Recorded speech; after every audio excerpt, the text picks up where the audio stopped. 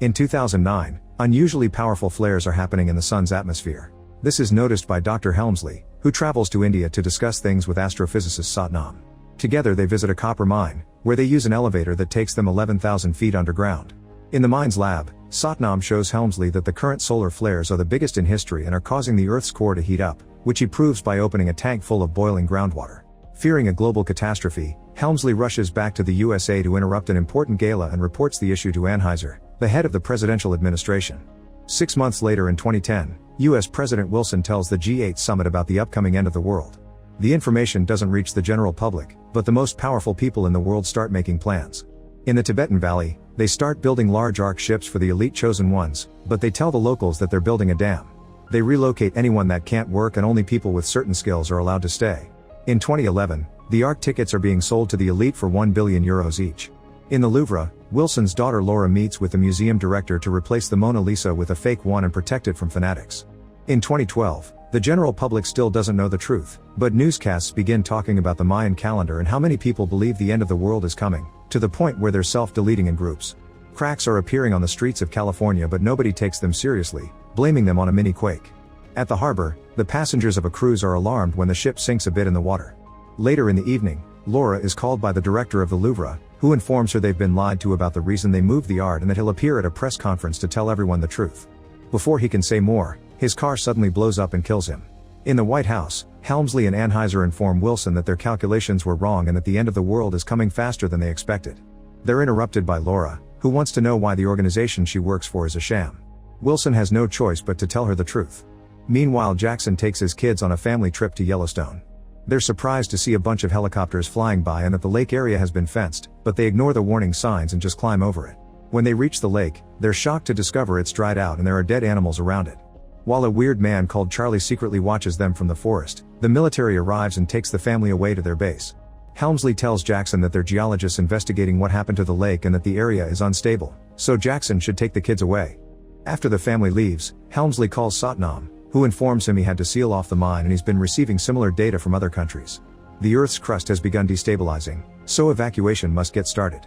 Jackson and his children go to a camping area only to be cornered by Charlie, who wants to know what the scientists say and laughs at the answer as if he knew it was a lie. In the evening, Jackson notices Charlie is broadcasting from his van and listens to his radio show, during which he talks about the upcoming apocalypse. Jackson decides to approach Charlie for more details, and Charlie shows him a silly animation about the Mayan prophecy. When Jackson stays skeptical that such a big secret could be kept, Charlie explains that anyone who tried telling the public the truth died, which he proves with a bunch of newspaper articles. Jackson notices that a professor he used to work with died 2 months ago, and Charlie says that this professor sent him a map with the location of government spaceships. Finding the idea ridiculous, Jackson returns to his tent. The next morning, the earthquakes in California get worse and a huge crack on the ground causes a supermarket to split in two. Thankfully nobody gets hurt, but Jackson's ex-wife Kate calls him to ask him to bring the kids home immediately. In the meantime, Anheuser informs Wilson that only 4 arks were finished, meaning it won't be possible to save enough people. In a meeting with the heads of all states, Helmsley shares a report and explains they only have 2 or 3 days left, so Wilson announces they're starting an evacuation plan. After dropping the kids at Kate's, Jackson gets a call from his boss, a Russian oligarch called Karpov. He's secretly preparing for the evacuation, so he orders Jackson to bring his twin sons to the airport. One of the boys tells Jackson that he'll die soon while he gets to escape on a big ship right before another mini quake hits the area. Thinking Charlie may have been right after all, Jackson rents a plane and rushes back to pick up his family. At that moment, a more powerful earthquake hits California, and this time houses begin crumbling down. Jackson arrives just in time to pick up his kids, Kate, and her new boyfriend Gordon. As houses collapse all around them, the streets also begin breaking down, so Jackson has to drive like crazy to avoid falling into a pit. Soon other people try to escape too and the streets get crowded, causing Jackson to drive through front yards and trees until the car jumps off a ground platform. Downtown, bridges and skyscrapers are breaking down too, causing thousands of deaths. After lots of driving, the group finally makes it to the airport, only to discover the pilot is dead. Gordon has taken a few flying lessons but has no experience, so he nervously tries his best and manages to fly the family off right before the airport is destroyed too. Soon most of Los Angeles has gone down and the sea is starting to cover all the cities on the coast. Moments later, the family stops at Yellowstone to find Charlie and his map, but Charlie isn't in the van because he's waiting for the end on top of a mountain. Jackson drives the van all the way to the mountain to find Charlie, only to watch tons of birds fly by and the hills start to sink down. While Jackson goes away in the van, Charlie stays to keep on broadcasting as a volcano erupts and blows up the area. Volcanic rocks begin raining down, killing Charlie and hitting the back of the van. Thankfully Jackson drives fast enough to jump over a crack on the ground and reaches the airport just in time. He still needs to find the map in the van though, taking so long that the ground keeps on cracking and the van falls. Thinking Jackson's dead, Gordon prepares the plane to take off, but suddenly Jackson climbs out of the van at the last second and runs to grab Kate's hand. Once he's safe, the plane finally takes off and leaves the area before they're reached by the eruption. Then Jackson checks the map and notices they must go to China, so they'll need a better plane. In the evening, Anheuser and Helmsley watch reports of natural disasters happening all over the world. Important landmarks are being destroyed, millions of people are dying, and everyone is losing any glimpses of hope. Helmsley thinks it's time to tell the general public the truth, but Anheuser refuses until the chosen ones are on board the arks, claiming it's for the sake of survival. Then they tell Wilson it's time to leave, but Wilson has decided to stay and go down with his people. Anheuser takes over command, ignoring Helmsley's protests, and the plane leaves with them and Laura, who receives a last call from her father to say goodbye. Afterward, Wilson finally makes a public announcement to let the world know the truth. Meanwhile Jackson's group has made it to the airport in Las Vegas, where Karpov is also waiting because all flights have been cancelled. He's brought his twin sons, his girlfriend Tamara, and even her dog. Jackson begs Karpov to take his family, but Karpov at first ignores him. However, when his pilot Sasha finally finds a plane they can use, he explains he'll need a co-pilot, and Jackson's family offers Gordon. Karpov accepts to take them all and they run to get aboard a huge plane that is carrying cars. Air traffic control tells them they don't have permission to fly, but Sasha and Gordon work together and manage to take off, dodging a bunch of crumbling buildings and only hitting the top of a tower before they head for China. Moments later when they fly over Hawaii, they're disturbed to discover it's completely covered by lava and there are almost no buildings left standing. In Tibet, a Buddhist monk Nima receives a letter from his brother, who works with the arks and has shared the truth. After getting permission from his master, Nima leaves the mountain and goes to pick up his grandparents. In Washington, D.C., volcanic ash won't stop falling, so Wilson opens the White House for people looking for shelter. When a little girl is looking for her dad, Wilson decides to help her and asks the paramedics outside, but suddenly an earthquake hits the area and brings down the Washington Monument. In the Vatican, people gather for prayer at a special mass, only to be interrupted by an earthquake as well. The building crumbles down and kills millions of people. At that moment, a report comes in announcing tsunamis forming all over the world. A cruise ship in the middle of the sea is flipped over by the strong waves and the workers can do nothing but accept their fate. In Washington, D.C., Wilson wakes up covered in ash among hundreds of bodies, only to watch a tsunami cover the area and kill any survivors from the earthquake, including Wilson himself. Meanwhile, Helmsley discovers that the base with the arks will also be underwater in around 6 hours and that the Earth's crust has shifted a lot. Both poles have reversed their magnetic fields and moved so much that the North Pole is now in Wisconsin. Back to Jackson's group, Sasha announces that the fuel is running out and he'll have to do an emergency landing. Once everyone is ready, Sasha and Gordon start to descend, only to discover there's no more ocean. Thanks to the continents moving, the plane has ended up in the Himalayas, pretty close to where the arks are being built. Soon the plane loses its engines and flies too low, causing it to shake.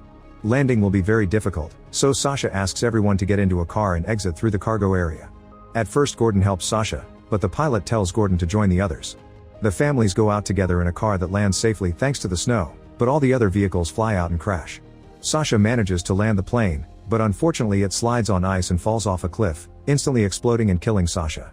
At that moment, Chinese cargo helicopters fly by as they carry animals to the arks. Some officers notice the families and land to rescue them, however they only accept those who have tickets. Karpov leaves with his kids and the dog but doesn't take Tamara with him because he knows she cheated on him with Sasha. In fact, he's happy the pilot is dead. The group wanders around for a while until they see a truck pass by, so Jackson throws a rock at it to make it stop. The driver turns out to be Nima, who agrees to pick them up. Meanwhile, Helmsley's group also arrives in the area and notices lots of important people, like the Queen and her dogs. Only 4 arks were finished, but the third one got damaged by the earthquakes, and lots of people like Karpov aren't allowed to board yet. Helmsley and Laura are disgusted to realize that among the important scientists there are lots of rich people with no skills, yet not a single ark worker was given a ticket. When Helmsley gets into his cabin, he notices 10 people can fit there, yet they're favoring luxury. At that moment he gets a call from Tsunami, who reveals no plane picked him up as promised and a tsunami is approaching his town, so he says a final goodbye before dying with his family. Afterward, a panicking Helmsley rushes to check the new data and reports that they only have half an hour before the wave hits the arks. Outside the base, Nima arrives with the group, but his brother Tenzin refuses to receive anyone other than his family. Kate begs them to at least take the children, but the grandmother scolds Tenzin and convinces him to take everyone. The arks are getting ready to leave and some people realize the workers couldn't fix the damaged ship, so the passengers of that ark are being left behind. A furious Karpov punches a guard to make his way through the door, and the crowd immediately follows him towards the nearest Arkansas. However, the ship moves away from the platform, causing some people to try to jump. As a few people fall to their deaths, Tenzin leads the group to that same ark through an alternate safe path. Tamara notices her dog is with Karpov's children, so she whistles to call him over. The dog quickly walks on a narrow connection and reaches his owner right before the gates close, and Tamara says bye to Karpov with the middle finger. While Tenzin opens a secret passage inside the ark for the group, Helmsley watches all the people falling off the platform and can't take it anymore. He contacts the heads of all countries and asks them to open the gates so the rest of the people can come too, but Anheuser interrupts him to point out that they only have 15 minutes left before the wave hits. Helmsley doesn't give up and talks about how they're losing their humanity, mentioning what happened to Satnam. When Laura adds that Wilson would have opened the gates, the leaders give in and authorize them to open the gates. Inside the ark, Jackson's group gets in danger because they're sneaking around the lifting mechanisms, which start moving when the gates open. Tenzin and Gordon are pushed off and barely manage to hold on to the edge, but the spinning gears are hiring Tenzin's leg. Jackson rushes to help them and brings Tenzin back up, but unfortunately Gordon slips off and is ground to death by the gears. Jackson almost gets crushed too, but the cable they use to hold on gets stuck in the mechanism and jams it. The gate doesn't fully open, but it's still enough for the crowd to rush inside. With only 4 minutes left before impact, the wave is already getting closer and taking over the mountains, where Nima's master rings the temple's bell before dying. The gates start to close but Karpov is still outside, so at the last second he throws his kids into the ark before he falls to his death. Because of the cable from before, the gate doesn't close completely so the ark can't leave yet. The technicians check the cameras and find Jackson's group, so Helmsley runs to solve the issue. At that moment the tsunami finally hits the arks, killing all the remaining workers in the base. Water gets inside Helmsley's ark through the open door and as people panic, the security system begins blocking the compartments one by one. The chamber with Jackson's group is quickly sealed too, splitting them up and leaving the chamber flooded. To make matters worse, the wave sends a plane crashing against the ark, causing it to lose the supports and bump into the other ships. They need to activate the engine to move away, but it's impossible to do it with a gate open. The tsunami causes the ark to shake uncontrollably and begins carrying it toward Everest, meaning they'll crash soon. Helmsley reaches the chamber and finds Jackson's daughter with the dog, then gets in contact with the rest of the group through the comms on the wall. He explains to Jackson how to unlock the lift mechanism and why it may be dangerous, but Jackson accepts the risk and dives in.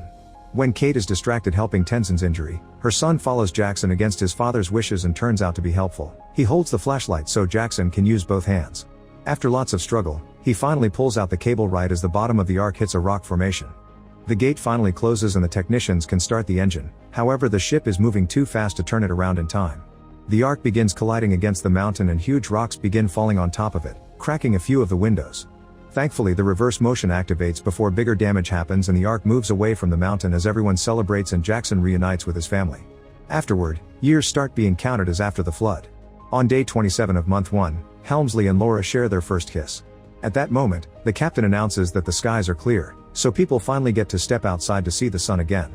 As people in all 3 arks enjoy the fresh air, Helmsley checks the reports from the satellites to learn the water is receding and the entire African continent has risen.